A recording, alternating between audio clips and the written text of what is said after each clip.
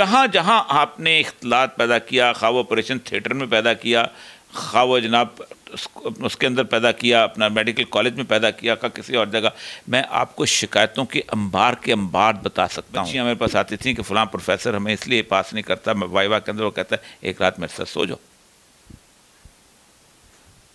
तो कौन जिम्मेदार है? हम जिम्मेदार हैं। क्या एक यूसीपी की 2 कैंपस हैं, एक लड़कियों का लड़कों का कैंपस नहीं हो सकता? और मैं ऑक्सफोर्ड के अंदर गर्ल्स कॉलेज अलहदा है और बॉयज़ कॉलेज अलहदा है। अभी तक यूरोप के और अमेरिका के ट्रेडिशनल स्कूलों के अंदर औरतें अलहदा पढ़ती हैं। अस्सलाम वालेकुम नाज़रीन, मैं हूं आपकी होस्ट आमिना अजमत और आप देख रहे हैं स्टे विद आमिना। आज मैं हूं दुपट्टे में, वो इसलिए कि लास्ट टाइम जो मैंने औरिया साहब के साथ एक वीडियो की थी उसमें मुझे सिर्फ गालियां मिली हैं, गालियों के अलावा। और आज हम डिस्कशन करने वाले हैं जीसी यूनिवर्सिटी में होने वाले एक सैड इंसिडेंट के बारे में, जो कि आप सब लोग जानते हैं। वो क्यों हुआ, कैसे हुआ, सबको पता चल चुका है, लेकिन उसका ज़िम्मेदार कौन है आखिर, हम ये डिस्कस करने वाले हैं। अस्सलाम वालेकुम सर, आपका बहुत शुक्रिया, आपने मुझे टाइम दिया। और मुझे ये पूछना है कि जो तालिबात हैं या तलबा हैं आजकल बहुत बुरी बुरी एक्टिविटीज़ में पड़े हुए हैं, कौन ज़िम्मेदार है इस चीज़ का? देखिए, मैं इसको 2 चीज़ों को उसका ज़िम्मेदार समझता हूँ। एक हमारा निज़ाम तालीम और एक दूसरा मीडिया। दोनों बुनियादी तौर पर मिल के हमारे माशरे को एक ख़ास नहज पे ले आए हैं कि जिस नहज के अंदर हमने पूरी की पूरी हमारी जो पुरानी ट्रेडिशनल गर्ज़ माशरत थी उसको तबाह करके रख दिया। मीडिया क्या करता है? मीडिया और NGOs और सिविल सोसाइटी का एक गठजोड़ है।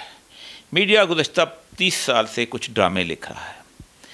उस ड्रामे के अंदर अखलाकियात का सारा तिया पांचा है। भांजी जो है चचा से इश्क कर रही है, खावंद जो है वो साली के साथ इश्क कर रहा है, साली जो है वो बहनोई के साथ इश्क कर रही है।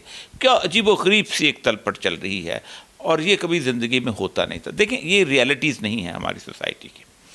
और मैं ख़ुद चूँकि ड्रामा लिखता रहा हूँ, 17 साल मैंने ड्रामा लिखा है। आपने किरदार तख्लीक करना होता है, और जब आप किरदार तख्लीक करते हैं तो किरदार को आइडलाइज़ करके उसको एक अच्छे किरदार के तौर पर पेश करते हैं, क्योंकि वो आप एक्चुअल सच्ची कहानी तो नहीं लिख रहे होते। लेकिन यहाँ पर किरदार ख़ास पर तख्लीक इसलिए किया जाता है ताकि उसके अंदर एक बुराई का अंसर जो है वो पैदा हो। इस सारे चकाचौंध के अंदर होता क्या है कि जब हमारे माशरे के अंदर एक निज़ाम तालीम जो है उसका एक साथ देता है। अब निज़ाम तालीम हमारा किस किस्म का है?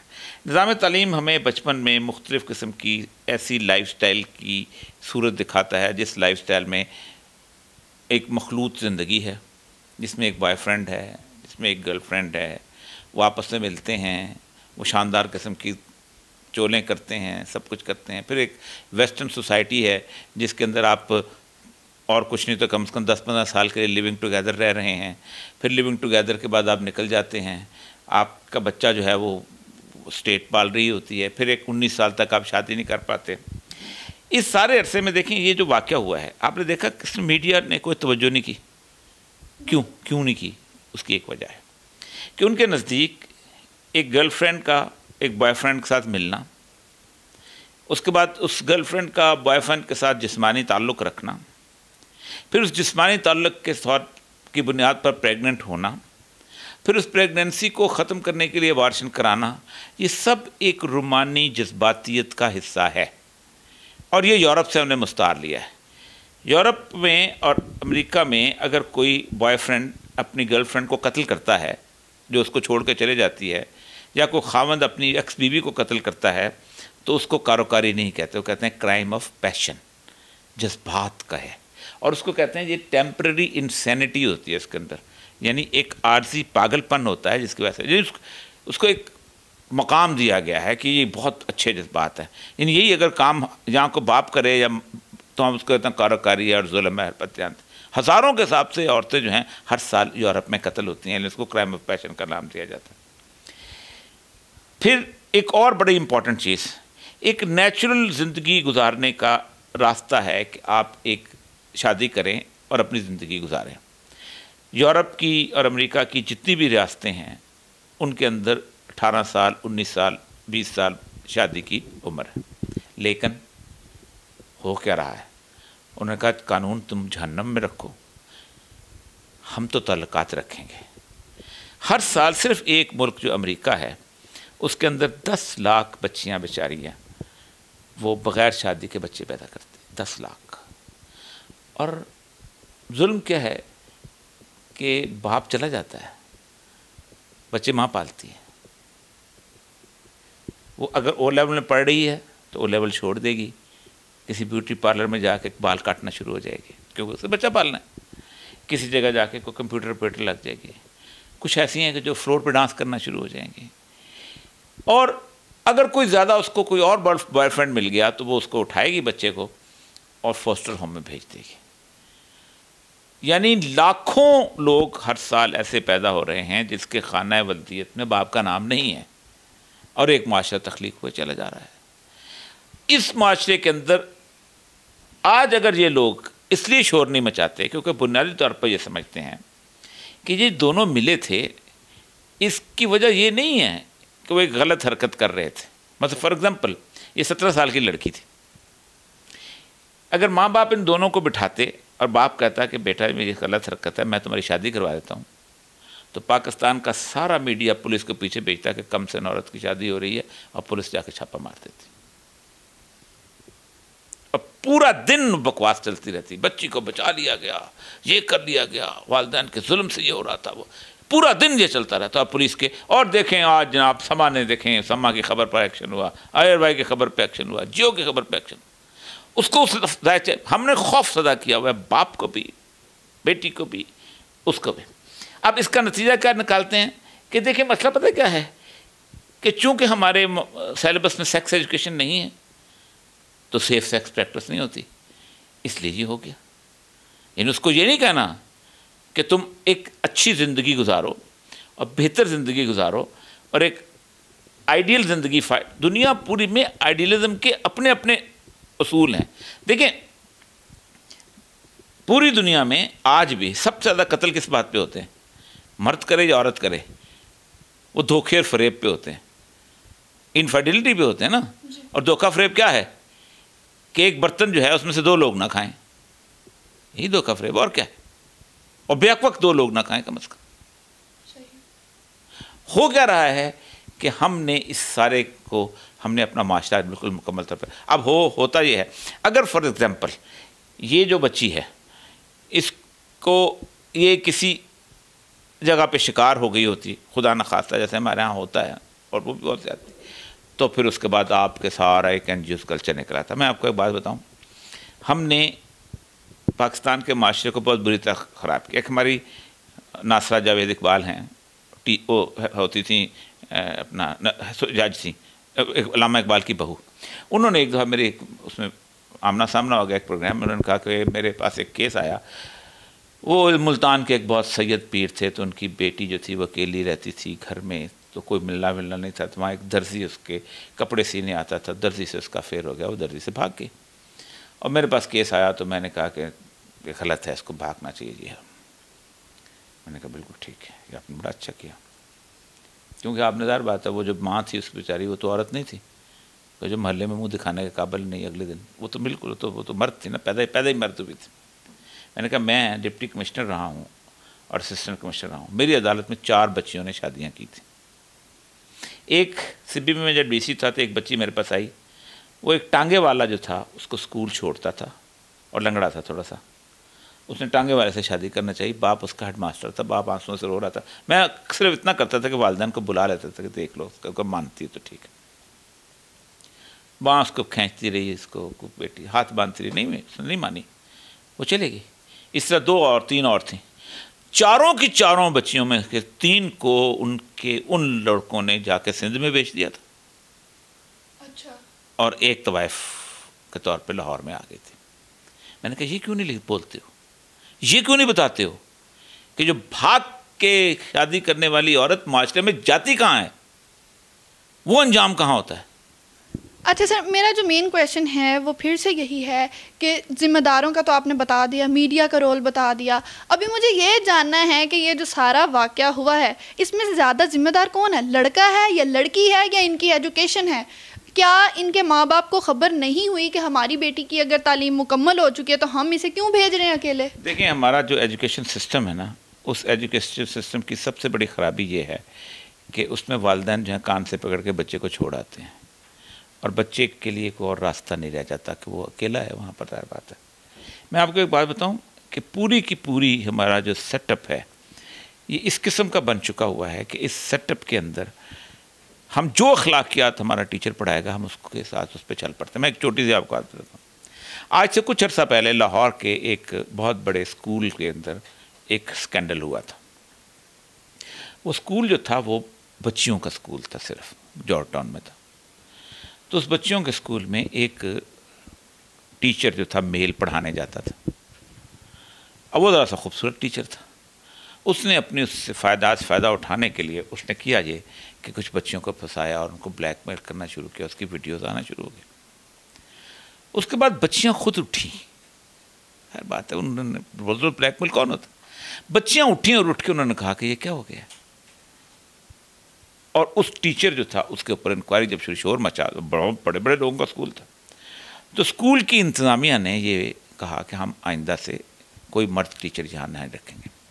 ज़ाहिर बात है, जब आप एक स्कूल औरतों के नाम से खोलते हो, लड़कियों के नाम से खोलते हो, और मुझे ये तसल्ली हो जाती है तो मैं अपना बच्चे यहाँ भेज देता हूँ।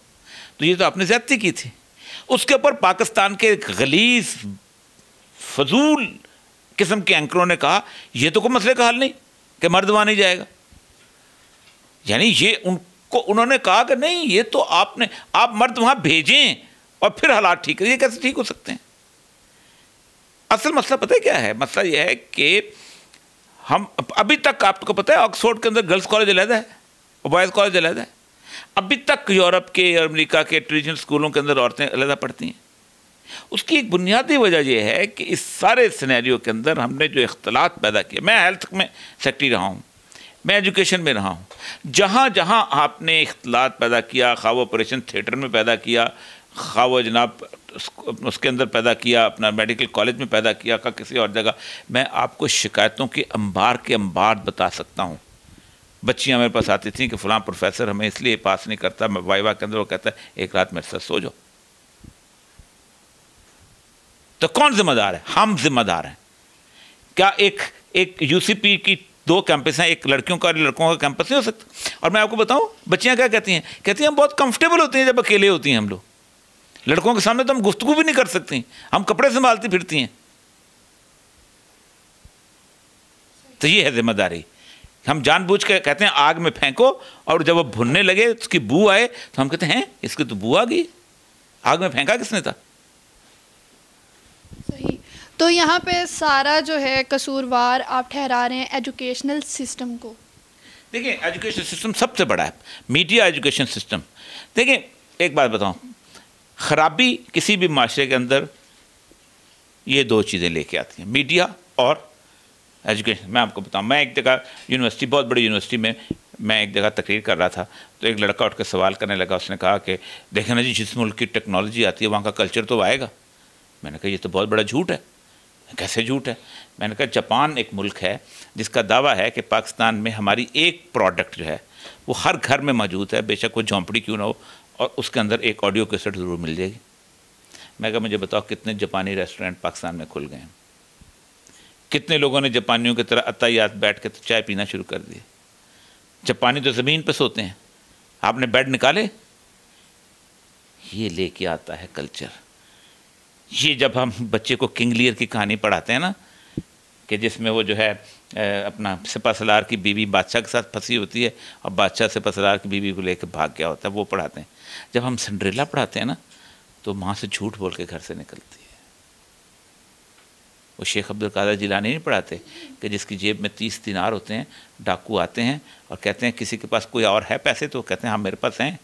तो मेरी माँ ने तो कहते तुमने छुपाया क्यों नहीं? मेरी माँ ने कहा था कि जान भी चली है तो झूठ मत बोलना।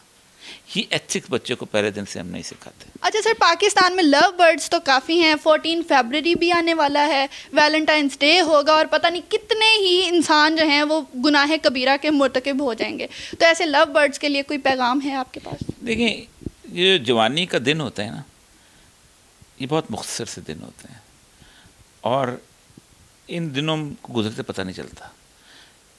पाकिस्तान नहीं बल्कि दुनिया पूरी में एक बड़ी तकलीफ से बात यह है, हमने पूरे माशरे की जो मरकज़ व महवर है वो औरत बना दी हुई है। और वो ना 15 साल से लेके ना 25 साल के दरमियान तक खूबसूरत बनने, खूबसूरत दिखने, खूबसूरत नज़र आने की जद्दोजहद में रहती है और उसमें अपनी पूरी ज़िंदगी तबाह कर लेती है।